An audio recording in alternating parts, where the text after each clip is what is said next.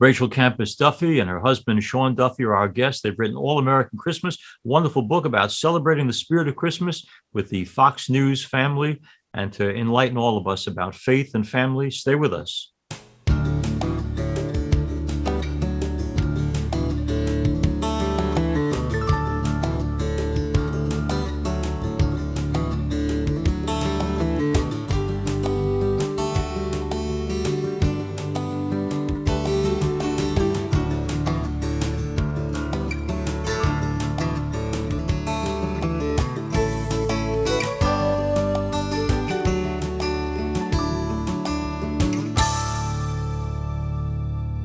Hello and welcome to Personally Speaking. I'm your host, Msgr Lisante. Rachel Campos Duffy and Sean Duffy join me now.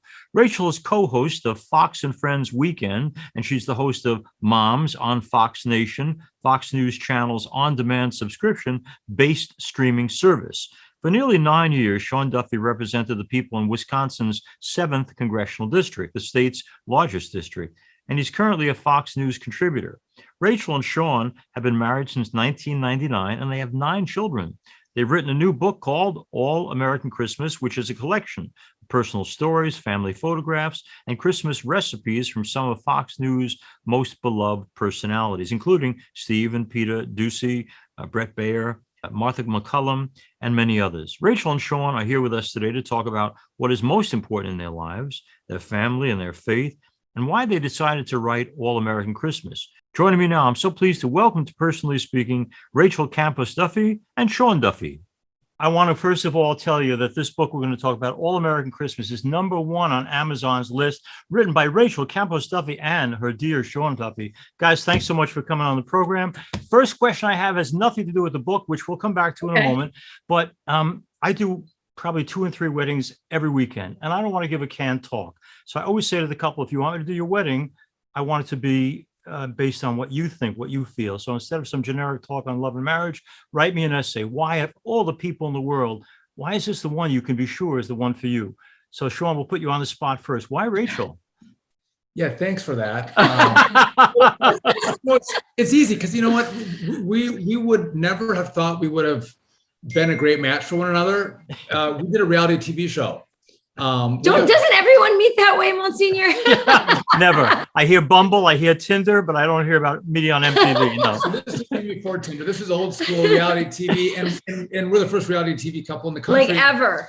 And we spent 3 weeks together on this traveling show, and she's a Hispanic Catholic. I was an Irish Catholic. Yeah. She's a little more hot-blooded than me. Much more than her, like my Irish That's roots. the Irish thing. But really, our Catholic faith is what kind of brought us together on this show. And I haven't met anyone who's more funny, more loving, more caring than Rachel, and more beautiful than Rachel. Mm-hmm. So I couldn't have picked a better partner. And you know what? She makes really good kids too. So I know she just makes a lot of them, Sean. That's the thing I was going to tell you, Monsignor. We're the most fertile reality TV couple out there as well.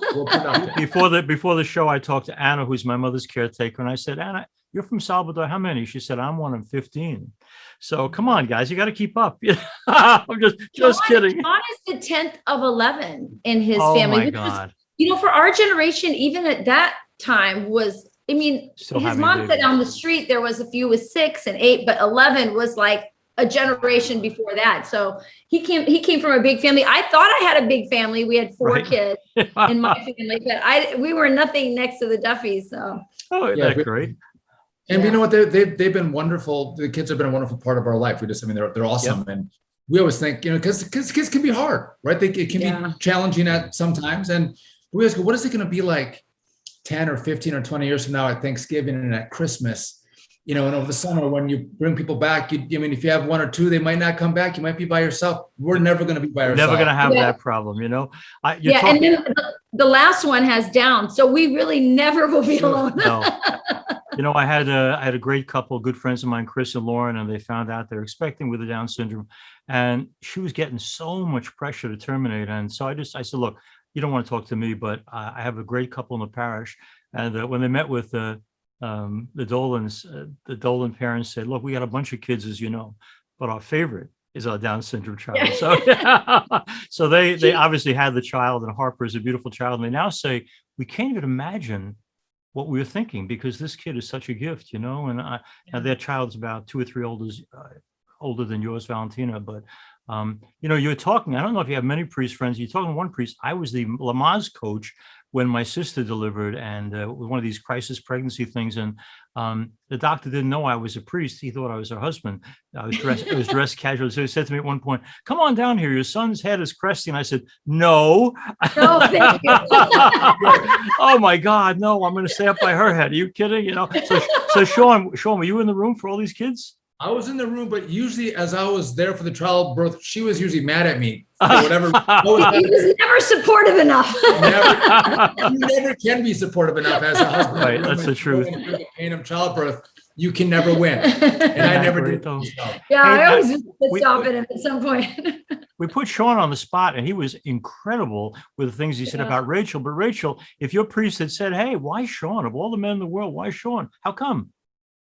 Well, a few years before I met Sean, I was actually in a relationship with somebody else, right, who ended up dying in a car accident. Yeah. And I think that experience made me really aware of, because I never thought I would, be in love again. I thought this guy was the one. And so it was interesting when I met Sean.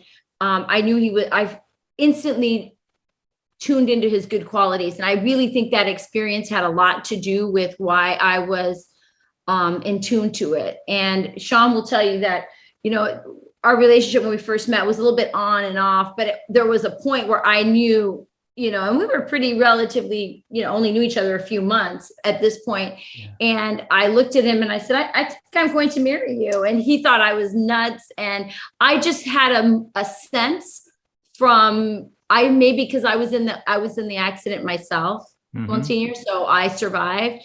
And I don't know, I think that brushed with potential death, and I was very young. I just saw in Sean something wonderful, and I was not going to let it go. And so I was the first one to say, let's get married, essentially. Good. We were having breakfast and a cup of coffee, and it lasted for a couple of hours. And we dated a little bit on, a little bit off, but we weren't dating at all. She was stopping through Minneapolis where I was going to law school. As well, and during the layover, I'll take you out for coffee and breakfast. And in this conversation at the end, she was like, "I'm going to marry you." And I'm like, at the end, "You are crazy." And you know what? She meant it too.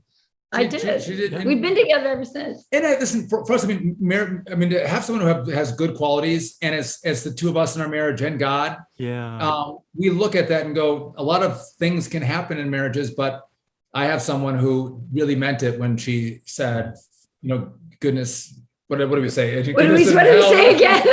Good times and bad times. Let's talk about that God piece for a second. Rachel, I had seen about the accident, and I find, as a parish priest, that there are 2 ways to respond to disaster. For some people, it's how could God allow something like this? And for others, it strengthens their relationship. When you're in a car, you almost die, and your friend did die. And you have other challenges, obviously, like finding out this next child is going to have some special challenges in life. Your response to the tough times in life, does it make you shake your fist in God's face, or does it make you say, this is where I need my faith, and I'm glad to have it? Yeah, I think I'm naturally a pretty optimistic person by nature. And I think that, obviously when I was in the hospital, I was very seriously injured in the injury. It was a head-on collision. So there were some times where I was really sad because I just couldn't imagine that my life was what my life, that I could have a life after. It just felt so sudden, and it was very traumatic.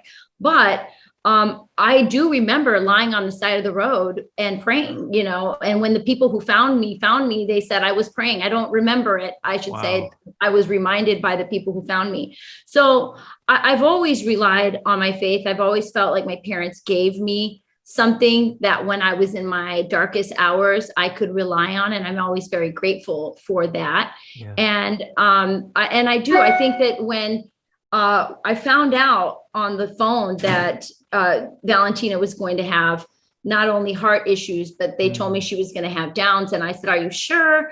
And they said, no, we're 99.9% sure based on your age and the blood work and what we're seeing, so I want to prepare you when you come into the doctor the next time. This is what he's going to be talking to you about. Yeah. That was my gynecologist that had called me. And I immediately, I was really kind of shooken up. We were dealing with some other family issues at the time. I called Sean and I said, hey, listen, are you sitting down? He was in DC at the time. And he said, yeah, I'm sitting down. What's up? And I said, well, I just got a call from the doctor and she says that this baby is going to have Down syndrome. Yeah. And Sean said, is that it? And I'm like, yeah.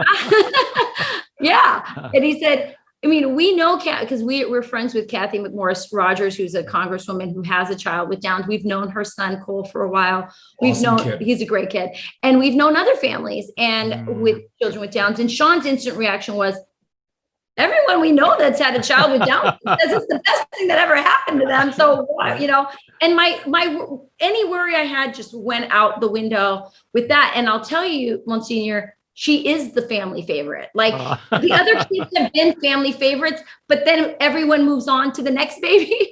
This is the last baby. And she honestly is like an angel.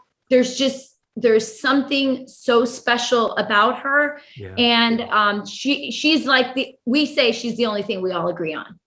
Isn't that terrific? I am an optimist too. When Rachel said there's a 99% chance that the baby's gonna have Down syndrome, I was like, so you're saying there's a chance she might not have Down syndrome? That's how optimistic he is. Now, Rachel just said, for our listeners and viewers, she was talking to Sean, and he's in DC. Now, Sean, I've had the privilege, I guess it's a privilege of being friends with a lot of people in Congress over the years, and they work their whole life to get there. So ambition gets people to a very high point. You were certainly a person with incredible promise in Washington to go wherever you wanted to go. Was it hard for you to say, Rachel and the kids come first, I'm going home? So this is the 9th baby that was coming, but we had 4 or 5 babies in Congress. Yeah. Wow. And what's hard is that and people don't get enough credit that serve in Congress. You leave your family, you're gone for 4 days a week. Yeah. And then you're coming home and you're on the road traveling to see people and you're doing parades and you're doing town halls. And I took a lot of time away from our family. And Rachel was the rock star that kind of held the whole operation up to allow me to serve. We were serving together in that capacity. And when we found out about this baby, it was one of those moments where, and again, she didn't agree with me. She was not happy that I was going, I think we have to go. I was pregnant. I'm like, stop making more chaos in our life. Like, at least I know what I'm doing here. And I don't wear the pants in this family a whole lot. Usually this is not confession now, okay? Yeah. Most are hers. I'm gonna get needled. No. But this is the one that I said, listen, this is not going to work. We can't have this 9th baby, and it has Down syndrome, and she has a heart condition. We're gonna have open heart surgery. And we've been seeing the strains on our family for a while. So the conversation about how this is working, it was a constant conversation that we were having for years, because, we started on the first campaign with 5 kids. 2 weeks after he announced, I found out I was pregnant with our 6th. And he's like, too late. I already announced. So we were on, hit the road, and we just went, we were going and going. And as he said, more kids add along. And with every child, it became more strained. And then as the children became teenagers, that became even more difficult, because, teenagers need a different kind of attention. Right. And we could see the strains and that there were holes in our program. And so we'd been in a conversation about it for a while. And when we found out about Valentina, and it had been difficult, and so when we found out about Valentina, Sean felt very strongly that this was a sign from God, that this was the sign we had been asking for, about whether we were doing what we were supposed to be doing. Like, we have no regrets about the time that we put in to serve. I believe that the state of Wisconsin was one for Donald Trump, which I think was a great thing for our country, because of his district. There's no question if you look at politically. So I have no regrets about it. I feel like we did the right thing, but there's a limit to it. And you're right. It can be very heady, and you can get, you can feel like you can get like a complex, like, well, what will happen if I leave? Well, guess what? The whole country is not going to fall apart because Sean, you know what I mean? It's not, not true. Yeah. It was a hard conversation. And you make a really good point. People work really hard and sacrifice to have the honor to serve. And when I ran against a 42-year incumbent, and everyone, all my political friends, good friends, were like, this is dumb. You can't win. We're not even supporting you because this is such a bad idea. It was two people who did it at the start.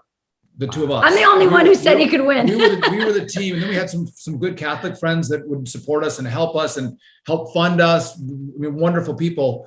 But we worked really hard to get the honor to serve. And to your point, to give it up, to say, I got to give this up to do something else it was heart-wrenching. When I announced, the day I announced I was going to leave, I had to go do an event that night for the man who eventually took my seat. Mm-hmm. And they asked me to say a couple words. And I said about a half a sentence and I started crying. I couldn't, like in front of like 100 people, I started crying because like I'd worked so hard to do it and I loved the job. But again, as a man and a father, you ask yourself, what is my job? Yeah. What is my main job? And if I'm not a good husband and a good father, everything else you do doesn't matter. Yeah. And so that was it was a priority check for me. And I thought that as a father, I needed to be here at this time. And so I gave it up. I love public service. I'd love to go back at some point, whenever the time is right for me. But at that time, it was right for me to get out and pass the torch to somebody else. And public service is not meant to be, Congress is not meant to be a lifetime sentence. Yeah. It's supposed to serve and, put your fingerprints on the government and roll in and roll out there. Right. And by the way, we also saw a lot of members of Congress who were there forever. And, there's some drawbacks to that. And we could see that as well. And so, I think he also had the benefit that he's young enough where he could come out, get that private sector experience, and then go back in at some point if it's right. But I'll tell you, I was clearly on the side of don't do it because, as hard as it was, I was used to it. Yes. And I was afraid of what was, of the uncertainty of him getting out. She was like, you're going to be Sean home 7 days a week. I can't have this. I'm used to you being gone. I need you gone 4 days a week, Sean. Yeah, it was kind of easy. Monsignor, you ask us like one question. We talk like for 15 minutes. That's okay. I don't know if you guys are into The Chosen yet, watching The Chosen, but Dallas Jenkins, who's the writer, producer, director, he said something Sean just said. He said, I love that The Chosen about Jesus is watched by 100 million people. He said, but they can get other directors and other writers. He said, but my kids and my wife can't get another dad or another husband. And that's just what you're saying, Sean. It's such a great value system. Let me ask you guys before we finish, because we're going to finish.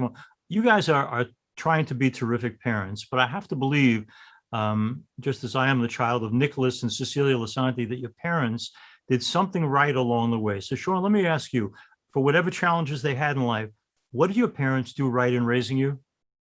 Listen, they were very Catholic. Okay. So they gave me my faith. They encouraged me to use whatever little talent that I had, and they encouraged me. They pushed me to keep going and to never quit, and hard work. All those things I think are important to be successful at life. But also, I saw from them what a marriage should look like. And I think it's hard when kids come from a divorced home, that can all of a sudden become a little more acceptable. And that's very common now. Mm-hmm. But we came from parents that were in intact marriages. And again, marriage is not always easy. We see our parents fight and we see what they did good and what they did poorly. And so to see a couple that values family, that works on their marriage, that they stuck together.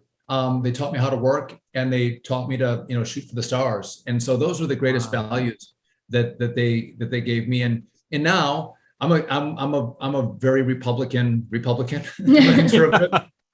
and they are like, they raised me, and like they have gone off to the left. They come back now. Now it's gotten so crazy. I'm like, how did you? We have 11 kids. Almost all of us are Republicans, and now they've kind of gone in a different direction. We're like, what has happened to you guys? So we can talk about politics now over coffee.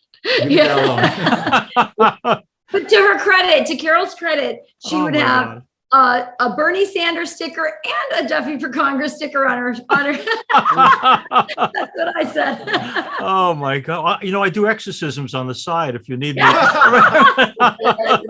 Definitely need it. And Rachel, how about you? Your folks, what did they do most right?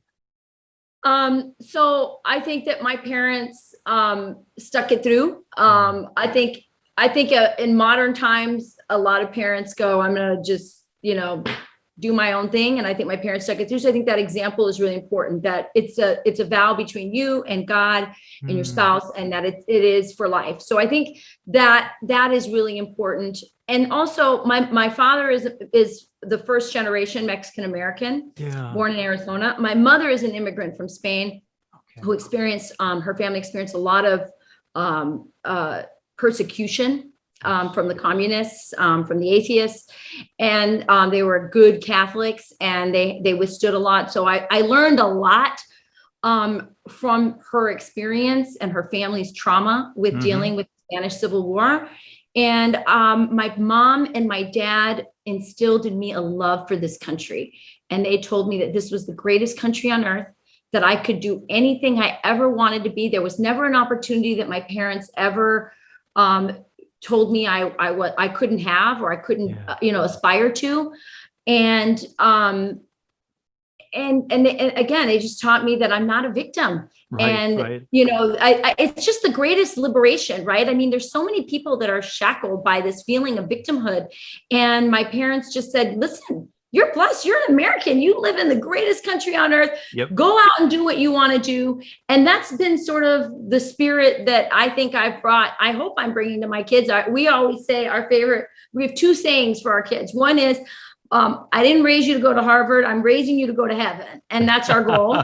Right. And the second is, if your dreams don't scare you, they're just not big enough. And those are the two things that we kind of live by and try and impart to our kids. And I think both of us would say that our parents' upbringing, their work ethic, and their Catholic faith are what grounded them in those ideas and those values. And I'm really grateful for them.